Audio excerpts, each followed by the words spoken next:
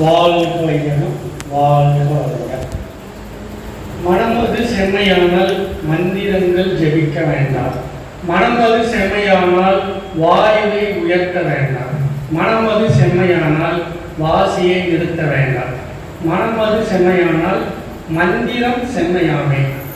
யார் பாடினார்னா தலைமை சித்தர் அகத்தியர் அவர்கள் கூறிய கூற்று.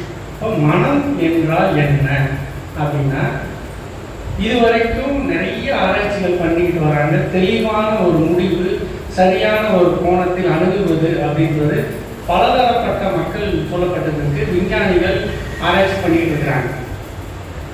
இப்போ மனதை எல்லாரும் என்ன சொல்லுவாங்க ஜென்ரலா அப்படின்னு பார்த்தீங்கன்னா, குரங்குக்கு ஒப்பாக சொல்லுகிறார். நம்மளுடைய மகாத்மா காந்தியடிகள் அவருடைய டேபிளில் என்ன வச்சுருந்தாங்க? 3 குரங்கு பொம்மை தான் வச்சுருந்தாங்க. அப்போ அந்த அளவுக்கு மனது அலைவாய் கொண்டே இருக்கிறது அப்படின்னு. இப்போ மனது என்றால் என்ன, அதை எப்படி செம்மைப்படுத்துவது, இதுதான் இப்போ நம்மளுடைய முக்கியமான விஷயம். மனம் எப்பொழுதுமே ஓடிக்கொண்டே இருக்கிறது. அதுக்கு என்ன டெஃபினிஷன் அப்படின்னு சொன்னால், நம்ம வேதாத்திரி மகரிஷி அவர்கள் கொடுத்த டெஃபினிஷன் ரொம்ப தெளிவாக ஒரு சாதாரண காமன் மேன் அவங்களுக்கு புரிகிற மாதிரி கொடுத்துருக்கிறாரு. என்ன கொடுத்துருக்கிறாரு? உயிரின் படர்க்கை நிலையே மனம். அவ்வளோதான், சிம்பிள். அப்போ நம்ம உடம்பு பஞ்சபூத கூட்டுகளால் ஆனது. அது விண் தொகுப்பினால் உருவாக்கப்பட்டது. இப்போ இறை துகளுக்குள் இருக்கும் விண்கள் ஒரு கூட்டாக சேர்ந்து செயல்படுகிறது. அந்த விண் சுழற்சி அதனுடைய வேகத்தை பொறுத்து எலக்ட்ரான், புரோட்டான், நியூட்ரான் சொல்லி பிரித்து வச்சிருக்கோம். மின் சுழற்சி குறைய குறைய திருப்பியும் அது எங்கே போய் சேருதுங்க? அந்த அலை இயக்கம் அப்படின்னா இறைநிலையில் போய் சேருது. இதை மட்டும் தெளிவாக புரிஞ்சுட்டோம்னா மனம் எப்படி வேலை செய்யுதுன்னு தெரியும். அப்போ இந்த மின் சுழல்வதால் ஒரு அலை இயக்கம் ஏற்படுகிறது. அந்த சுழற்சியினுடைய அலை இயக்கம் உடம்புக்குள்ள இருந்தால் அது ஜீவகாந்தம். உடம்பை விட்டு வெளியே இருக்கக்கூடிய அனைத்து இடங்களிலும் இருப்பது வான்காந்தம் அப்படின்னு ஒரு 1/2 பேஜில் அழகாக மனதை பற்றி நம்ம வேதாத்திரி மகரிஷி சொல்றார். இதை சிம்பிளாக ஒரு கதையை சொல்லி பார்ப்போம். ஒருவர் மனதை அடக்கணும்னு சொல்லிட்டு போய் ஒரு மகான்கிட்ட கேட்குறாங்க. இது தென்காசி சாமிநாதன் அவர்கள் சொன்ன கதை, எல்லாம் நிறைய பேர் தெரிஞ்சிருக்கும், சின்னாலும் சொல்லுவோம். அவர் என்ன சொல்கிறாரு, ஒரு தவ முறைகள் சொல்லி ஊருக்கு ஒதுக்குப்புறமா அமைதியான இடத்துல போய் தவம் பண்ணுங்கன்னு சொன்னார். அவர் போய் தவத்தை உட்கார்ந்துருக்கார். காலையில் 8 மணி ஆகிடுச்சு. தவம் செஞ்சுட்டு இருக்கும்போது அங்கே ஒரு பெண் நடந்து வருவதை சத்தம் கேட்குது. கண்ணை திறந்து பார்த்தார். ஒரு அழகான பெண் நடந்து போயிருக்காங்க. உடனே ஒரு மணலில் ஓட ஆரம்பிச்சு, இந்த காட்டுக்குள்ள இங்கே பெண் எதுக்கு வராங்க, எங்கே போகிறாங்க, என்ன பண்ண போகிறாங்கன்னு ஒரு மனம் ஓட ஆரம்பிச்சோன்னே தவம் மீண்டும் போச்சு. சரி, இன்னைக்கு இது பண்ணக்கூடாது, யார் வந்தாலும் கண்ணை திறக்கக்கூடாது அப்படின்னு அடுத்த நாள் காலையில் உட்கார கண்ணை திறக்கல. அவங்க நடந்து வரும்போது கொலுசு சத்தம் கேட்குது. உடனே தவம் கலைஞ்சிருச்சு. அப்போ அடுத்த நாள் என்ன பண்ணுறாரு, கண்ணில் காது சத்தம் வருதுன்னு சொல்லிட்டு காதையும் நல்லா இதெல்லாம் போட்டு அடைச்சி வச்சுட்டார். இந்த தடவை எந்த ஒரு சத்தம் இல்லாமல் அமைதியாக தவம் பண்ணோம். அப்பா வரும்போது மல்லிகைப்பூ வாசம் கரெக்டாக அதே இருக்க முடியும். அந்த பெண் வந்துட்டாங்க போல இருக்கு. என்னடா பண்ணுறதுன்னு சொல்லிட்டு ஃபேஸ் மாஸ்க்கு எல்லாம் போட்டு நாளைக்கு கண்டிப்பாக தவம் செஞ்சே ஆகணும் அப்படின்னு ஒரு வழியாகிட்டு உட்காரு. அடுத்த நாள் எந்த ஒரு சலனம் இல்லை, அமைதியாக இருக்கு.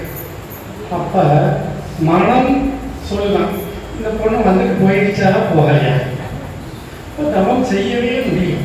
இதுதான் மனதுக்கு நம்ம முன்னோர்கள் வைத்த குரங்கு அப்படின்னா. இதை சரி பண்ணுவதற்கு நம்ம மகரிஷி தான் சொல்றாங்க. இது வேடிக்கையான கதை. இதுக்கான பலன் என்ன அப்படின்னா, உயிரை வளப்படுத்த காயல்பம் இப்போ சொல்லிட்டு போயிட்டாங்க. காயல்ப பயிற்சி உயிர் வளமாகணும். இப்போ மனதை வளப்படுத்த தவ பயிற்சி பண்ணணும். எடுத்தோடனே தவத்தை உட்காந்தோம்னா வருமா? ஒரு பிறவிகள் எடுத்து இந்த பிறவியில் வந்தாச்சு. தவத்தில் உட்கார்ந்து சில தடைகள் வரும். உட்காரும்போது ஆயிரக்கணக்கான எண்ணங்கள் மாறிக்கிட்டே தான் இருக்கும். தவத்தில் உட்காரும்போது என்ன சொல்லணும்னா, இன்னைக்கு தவம் செய்யணும், அமைதியாக இருக்கணும் அப்படின்னு மனதை நம்ம ஒரு சங்கல்பம் சொல்லி அமைதிப்படுத்தினா தான் தவத்தில் வெற்றி அடைய முடியும் அப்படின்னு. மனதை அடக்க நினைத்தால் அலையும், அறிய நினைத்தால் அடங்கும். இந்த ஒரு வார்த்தை மகரிஷி சொல்றதை கேட்கணுமே எனக்கு மனம் அடங்கி ஒரு தெளிவு கண்டிப்பா வரும். யாரா இருந்தாலும் எத்தனையோ கோபமான ஒரு சூழ்நிலையில் இருக்கும். இதை கேள்விப்பட்டவனையும் நம்ம என்ன நினைக்கிறோம், ஓ இதுதான், யாராலையும் எதையும் அடக்க முடியாது. அதான் நியூட்டன் விதி சொல்றோம், ஒரு பொருளை ஆக்கவோ அழிக்க முடியாது, ஒரு தன்மையிலிருந்து இன்னொரு தன்மையாக தான் நம்ம மாற்ற முடியும். அதனால நம் மனதை அடக்க நினைக்கவே கூடாது, அதை புரிந்து கொள்ள வேண்டும்.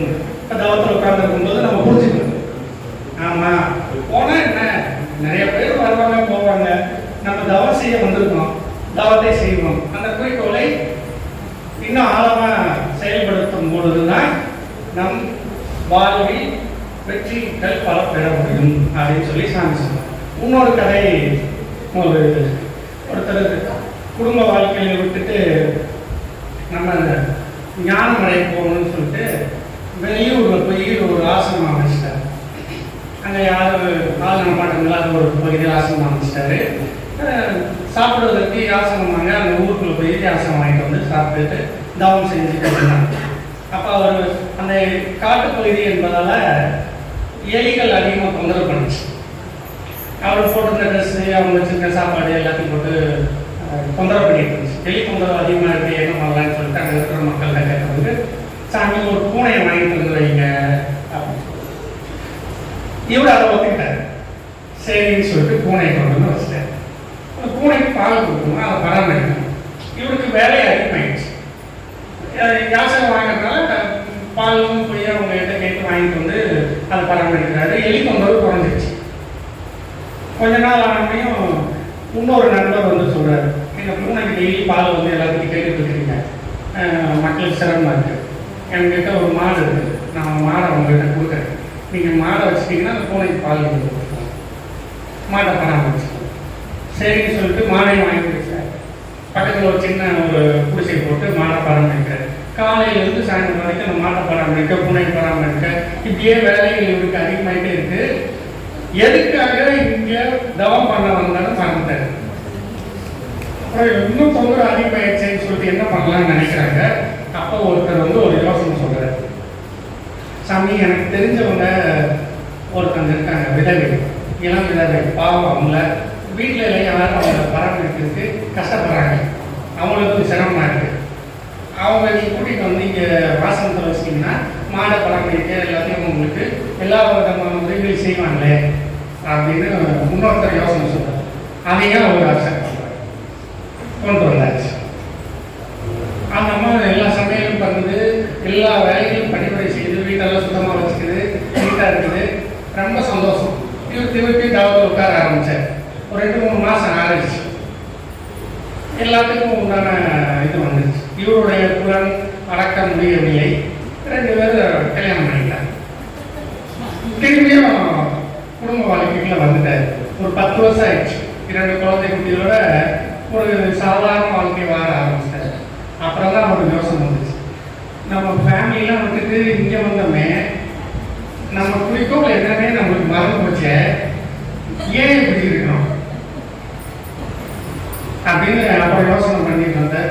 வேற வழி இல்லை, இதை விட்டு மீண்டும் நம்ம வந்து இறைவன் அடைய போகணும்னு சொல்லிட்டு இந்த ஊரை விட்டு வேற ஒரு ஊருக்கு போயிட்டார். என்ன பண்ணுறோம்னா நம்ம இதே செஞ்சுட்டு இருக்கோம். பிறவி பயன் என்னன்னே நம்ம மறந்து அவங்க சொன்னாங்க இவங்க சொன்னாங்க பக்கத்தில் நம்ம சுற்றியில் இருக்கிற ஒரு 4 பேருடைய பேச்சை கேட்டுக்கிட்டு நம்மளுடைய குறிக்கோள் என்னன்னு விட்டுட்டு பல வகையான இன்னலுக்குள்ள ஆளாயிருக்கணும். இதிலிருந்து வெளிவருவதற்கு என்ன வழி அப்படின்னு சொன்னால் நம்ம மகிழ்ச்சி பிடிச்சணும். கேட்டியா, தினமும் உடலுக்கு நல்ல ஆரோக்கியமாக உடற்பயிற்சி, மனதை வளர்ப்படுத்த தவம், உயிரை வளர்ப்பதற்காக. அப்போ இந்த மாதிரி எண்ண அலைகள் வருது இல்லைங்க, அது மாதிரி நிறைய சாமிஜி கொடுத்துருக்குறாங்க அகத்தாய்வு பயிற்சி. இதெல்லாம் நம்ம தெரிஞ்சுக்கிட்டு தவத்தில் உட்காரும் பொழுது எண்ணங்கள் வரும், அதை ஒதுக்கி விட்டு எண்ண அலையை ஆராய்ச்சி செஞ்சுட்டு இந்த பயிற்சிகளை செஞ்சும்போது நம்மளுடைய குறிக்கோள் என்ன, இந்த பிறவி பயனாகிய இறைநிலையை உணர்ந்து இறை பணி செய்வதே நம்மளுடைய குறிக்கோள். அதை நம்ம சிறப்பாக செய்ய முடியும். இதை செய்வதால் என்ன கிடைக்குது அப்படின்னா, சாமிஜி உலக நன்மை சொல்கிறார். நம் சுயம் நல்லா இருந்துச்சுன்னா நம்ம குடும்பம் அமைதி பெறும். நம்ம குடும்பம் அமைதி பெறுந்துச்சுன்னா நம்மளை சுற்றி இருக்கும் ஊர் அமைதிப்படும். ஊர் அமைதியாக இருந்தால் இந்த உலகம் அமைதிப்படும். உலக அமைதிக்கான முயற்சினா இந்த மனவளக்கலை மன்றம் முக்கியமாகும். இப்போ மனதை வளர்ப்பதற்கு என்ன சாமி வச்சிருக்கிறாங்க? மனவளக்கலை மன்றம். எந்த ஒரு நிறுவனத்திலையும் இந்த மாதிரி ஒரு பேர் இல்லை. அதை நம்ம சிறப்பாக புரிந்து கொண்டு மனதை வளப்படுத்தி தவம் செய்து அனைவரும் வாழ்வில் இருக்கிற மனமார்ந்த வாழ்த்துக்கள். வாழ்க வைகம், வாழ்க வைகம், வாழ்க வைகம். நன்றி.